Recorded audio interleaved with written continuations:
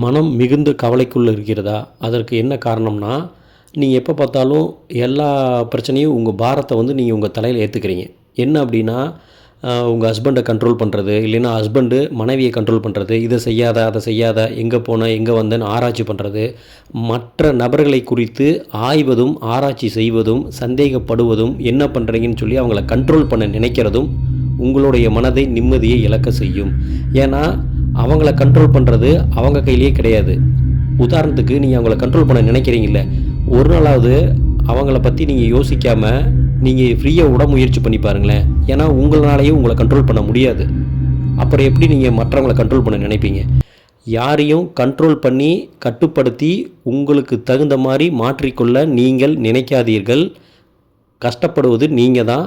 ஏன்னா யாருடைய மனசும் அவங்க பேச்சையவே அவங்க மனசு கேட்காத போது மற்றவர்களுடைய பேச்சை யார் மனமும் கேட்காது. இதை புரிஞ்சுக்கிட்டிங்கன்னா உங்கள் மனசு நிம்மதியாயிரும்.